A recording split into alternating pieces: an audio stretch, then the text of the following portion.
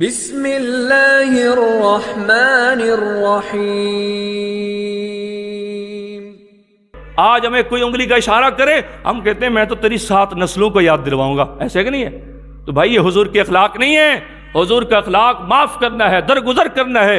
خود اللہ تبارک و تعالیٰ خود قرآن میں فرماتے ہیں 4 سپارے میں، وَالْكَاظِمِينَ الْغَيْظَ وَالْعَافِينَ عَنِ النَّاسِ وَاللَّهُ يُحِبُّ الْمُحْسِنِينَ۔ اللہ فرماتے ہیں جو لوگوں کو معاف کرتے ہیں، درگزر کر دیتے ہیں، اللہ فرماتے ہیں میں ایسے لوگوں سے پیار کرتا ہوں، میں ایسے لوگوں سے محبت کرتا ہوں۔ ارے عبد الرحمن ابن ملجم جس نے حضرت سیدنا علی المرتضیٰ رضی اللہ تعالیٰ عنہ کو خنجر مارا، جب وہ گرفتار ہو کے آیا حضرت علی کے پاس تو وہ ایک جگہ پہ قید تھا۔ حضرت سیدنا علی المرتضیٰ رضی اللہ تعالیٰ عنہ نے اپنے بیٹے حسن کو فرمایا گرمی کا وقت ہے، اس میرے دشمن کو پیاس لگی ہوگی، جس نے مجھے قتل کیا، جس نے مجھے خنجر مارا، اس کو پیاس لگی ہوگی، اس کو شربت بنا کے پلا دو، اس کو شربت بنا کے پلا دو۔ اب ذرا سنو، تو حضرت امام حسن رضی اللہ تعالیٰ نے شربت بنایا اور شربت پیش کیا کہ شربت پی لے۔ تو میرے باپ کا قاتل ہے وہ الگ بات ہے، لیکن میرے ابا نے فرمایا کہ میرے دشمن کو گرمی کا وقت ہے، میرے دشمن کو شربت پلا دو۔ یہ کیسے اخلاق والے تھے؟ تو اس نے کہا میں شربت نہیں پینا چاہتا۔ وہ تو کیوں نہیں پیتا؟ ارے تو انسان ہے، میرے ابا نے کہا کہ اس کو شربت پلاؤ۔ وہ کہنے لگا میں شربت اس وجہ سے نہیں پیتا کہیں تم نے اس میں زہر نہ ملا دیا ہو۔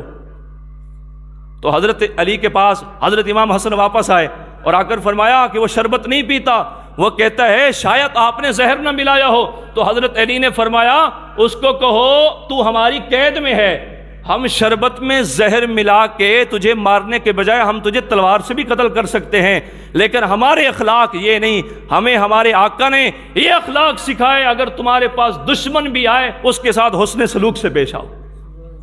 تمہارے پاس دشمن بھی آئے، تمہاری جان کا دشمن بھی کیوں نہ ہو، اس کے ساتھ حسن سلوک سے پیش آؤ۔ اور خود اللہ کے نبی نے ارشاد فرمایا کہ بہادر وہ نہیں جو کسی کو بچھاڑ دے، بلکہ بہادر تو وہ ہے جو غصے کے وقت اپنے غصے پر قابو پا لے اور لوگوں کو معاف کر دے۔ یہ سب سے بڑا بہادر ہے، یہ سب سے بڑا کیا ہے؟ بہادر ہے۔ اور یہ بہادری، یہ غصے کو پی جانا، یہ درگزر کرنا، یہ معاف کرنا، یہ نبیوں کی صفت ہے، یہ نبیوں کے ماننے والے نبیوں کے صحابہ کی صفت ہے۔ آج ہمارا حال یہ ہے ہم چھوٹی چھوٹی بات پہ انسانوں کو تنگ کرتے ہیں۔ انسانوں کیا کرتے ہیں؟ تنگ کرتے ہیں۔ ارے اللہ تبارک و تعالیٰ نے تو اتنا فرمایا، خیر خواہی اتنا بڑی چیز ہے۔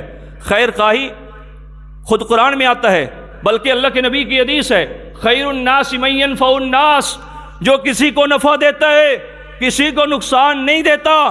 اللہ کے نبی نے ارشاد فرمایا زمین کے بہترین لوگوں میں سے ہے، زمین پر رہنے والے جو لوگ ہیں ان میں سے بہترین لوگوں میں سے بہترین انسان وہ ہے جو کسی کو نفع دے۔ اس پر میں ایک آخری بات بیان کر کے اپنی بات ختم کرتا ہوں۔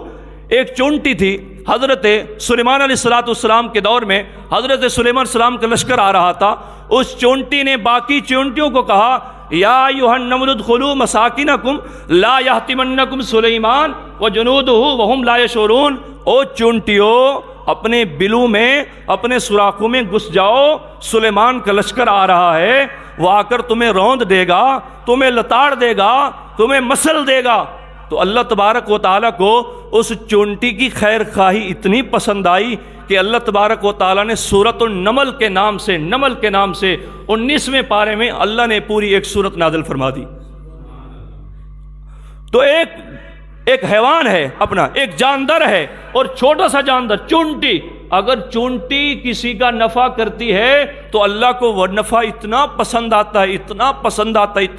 آتا ہے کہ اللہ تبارک و تعالیٰ اس کو قرآن کا حصہ بنا دیتے ہیں۔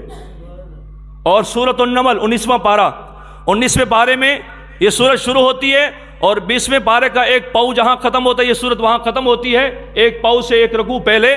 تو اللہ تبارک و تعالیٰ نے سورۃ النمل کے نام سے ایک سورت نازل فرما دی۔ کیا ہے؟ اس چونٹی کی ادا، اس چونٹی کی خیر خواہی اللہ کو اتنی پسند آئی۔ ارے ایک جانور کسی کے ساتھ خیر خواہی کرے اللہ قرآن بنا دیتے ہیں، اگر تو اور میں کسی کے ساتھ خیر خواہی کریں گے تو بتا اللہ کتنی خوش ہوگا، اللہ کتنی خوش ہوگا۔ تو فرمایا خیر الناس من ينفع الناس لوگوں میں سے بہترین وہ ہے جو لوگوں کو کیا دے؟ نفع دے۔ تو نبی علیہ الصلوۃ والسلام کے صحابہ حضور کی تربیت اور حضور کی صحبت میں بیٹھنے والے تھے، حضور سے انہوں نے تربیت لی تھی، وہ ایک دوسرے کو نفع دیتے تھے۔ کیا دیتے تھے؟ نفع دیتے تھے۔ بلکہ صحابہ کرام کا تو مزاج یہ تھا، اگر کوئی صحابی اپنی سواری پر جا رہا ہوتا، ان کے اندر عاجزی اتنا تھی، ان کے اندر انکساری اتنا تھی، ان کے اندر جو ہے نا میں کی مرض نہیں تھی، غرور نہیں تھا، اگر کسی صحابی کے ہاتھ سے سواری پر جاتے ہوئے لکڑی گر جاتی تو وہ صحابی اپنی سواری سے خود اترتا اور اپنی لکڑی اٹھاتا۔ یہ عاجزی اتنا تھی، عاجزی اتنا تھی، انکساری اتنا تھی۔ آج ہم نواب بنے پھرتے ہیں دنیا میں، تو بھائیو ہمیں چاہیے ہم اپنے اندر کی میں کو ختم کریں، اپنے اندر کی میں کو ماریں، اپنے اندر عاجزی لے آئیں اور اپنے دلوں کو نرم کرنے، مخلوق خدا کے بارے میں اچھا سوچیں، مخلوق خدا کو نفع دیں، مخلوق خدا کی خیر خواہی کریں، تاکہ کل قیامت کے دن ہمارا اللہ ہم سے راضی ہو جائے۔ دعا کرو اللہ تبارک و تعالی ہمیں ان ٹوٹی پھوٹی باتوں پہ عمل کی توفیق دے۔ اللہ پاک میرے اور آپ کے حامی و ناصر ہوں۔ وآخر دعوانا ان الحمد للہ رب العالمین۔